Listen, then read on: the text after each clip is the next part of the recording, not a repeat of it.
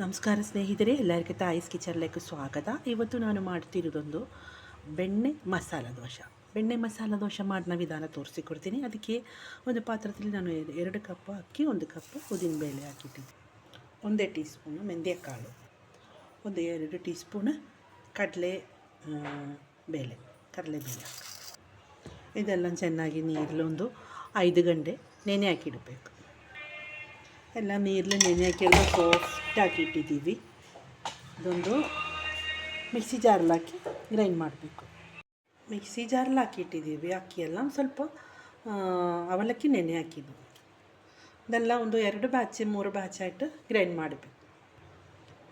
ಸ್ವಲ್ಪ ನೀರು ಹಾಕಿ ಚೆನ್ನಾಗಿ ಪೇಸ್ಟ್ ಹಾಕಿ ಎಲ್ಲ ಚೆನ್ನಾಗಿ ಗ್ರೈಂಡ್ ಹಾಕಿ ಎಲ್ಲ ಮಿಕ್ಸ್ ಹಾಕಿ ಇಟ್ಟಿದ್ದೀವಿ. ಇದೊಂದು 6-7 ಗಂಟೆ ಫರ್ಮೆಂಟೇಷನ್ ಇಡಬೇಕು.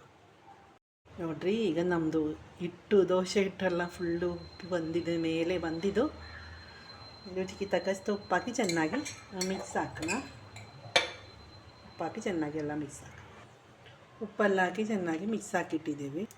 ಆಲೂಗಡ್ಡೆ ಮಸಾಲ ರೆಡಿ ಹಾಕಬೇಕು. ಅದಕ್ಕೆ ಬಿಸಿಯಾಗಿ ಆಯಿಲು, ಸಾಸಿವೆ, ಒಂದು ಈರುಳ್ಳಿ ಕಟ್ ಮಾಡಿದ್ದು, ಒಂದು 5-6 ಪೀಸ್ ಹಸಿ ಮೆಣಸಿನ್ಕಾಯಿ ಕಟ್ ಮಾಡಿದ್ದು ಹಾಕೋಣ. 1 tea spoon ginger garlic paste ಹಾಕೋಣ. ಎಲ್ಲ ಮಿಕ್ಸ್ ಹಾಕಿ ಕರಿಬೇವು, ಅರಿಶಿನ ಪೌಡ್ರ್, ಗರಂ ಮಸಾಲ ಪೌಡ್ರ್ ಹಾಕೋಣ. ಉಪ್ಪು ಹಾಕಿ ಬೇಯಿಸಿಟ್ಟಿದ್ದ ಆಲೂಗಡ್ಡೆ ಹಾಕಿ ಎಲ್ಲ ಚೆನ್ನಾಗಿ ಮಿಕ್ಸ್ ಹಾಕಿ ಆಲೂಗಡ್ಡೆ ಮಸಾಲ ರೆಡಿಯಾಗಿದ್ದು. ಚಟ್ನಿಗೆ ಒಂದು ಪ್ಯಾನ್ ಆಯಿಲ್, ಬಿಸಿಯಾಗಿ ಆಯಿಲ್, ಒಂದು ಸ್ವಲ್ಪ ಬೆಳ್ಳುಳ್ಳಿ ಹಾಕೋಣ. ಇದು ಈರುಳ್ಳಿ ಕಟ್ ಮಾಡಿದೆ. ಇದು ಎರಡು ಜಾಸ್ತಿ ಮಾಡಬೇಡ, ಒಂದು ಮಾಡಬೇಕು ಅಷ್ಟೇ, ಜಾಸ್ತಿ ಫ್ರೈ ಆಗಬೇಡ. ಉಪ್ಪು ಹಾಕೋಣ. ಚಿಕ್ಕದು ಪೀಸ್ ಹುಳಿ ಹಾಕ. 1 tea spoon Kashmiri chilli powder. ಜಾಸ್ತಿ ಬೇಕಂದರೆ ಹಾಕ. ನಿಮ್ಮ ಕೈಲೇ ಒಣಮೆಣ್ಸಿನ್ಕಾಯಿ ಇದೆಯಾ ಅಂದರೆ ಅದು ಹಾಕಬೇಕು. ಇದು ಹಾಕಿ ಒಂದು ಫ್ರೈ.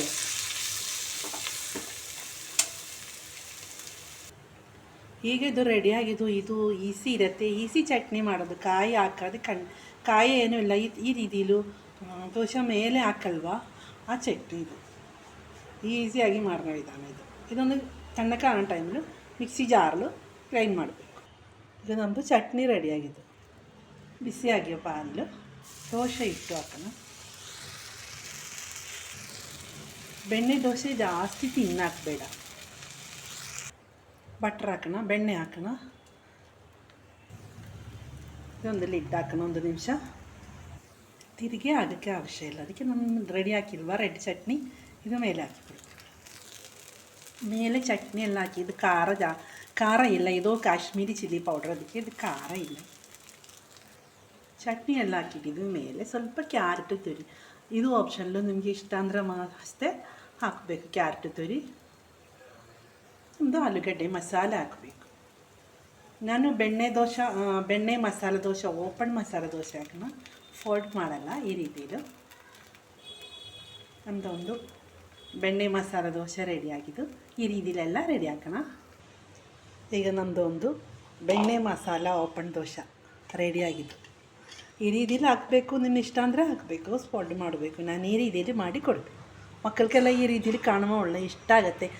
ಒಳ್ಳೆ ಕಲರೆಲ್ಲ ಇರುತ್ತಲ್ಲ, ಕ್ಯಾರೆಟ್ ತುರಿ ಎಲ್ಲ ಇರುತ್ತಲ್ಲ, ಅದಕ್ಕೆ ಇಷ್ಟ ಆಗುತ್ತೆ. ನೀವೆಲ್ಲರೂ ಈ ರೀತಿಲಿ ಒಂದು ಟ್ರೈ ಮಾಡಬೇಕು. ನಿಮ್ಗೆ ಈ ರೆಸಿಪಿ ಇಷ್ಟ ಆಗಿ ಎಲ್ಲರೂ ಒಂದು ಸಬ್ಸ್ಕ್ರೈಬ್, ಲೈಕ್, ಶೇರ್ ಮಾಡಿರಿ. ಫ್ಯಾಮಿಲಿಗೆ ಫ್ರೆಂಡ್ಸ್ಗೂ ಶೇರ್ ಮಾಡಿ. ಎಲ್ಲರೂ ಒಂದು ಟ್ರೈ ಮಾಡಬೇಕು. ಓಕೆ, ಬಾಯ್.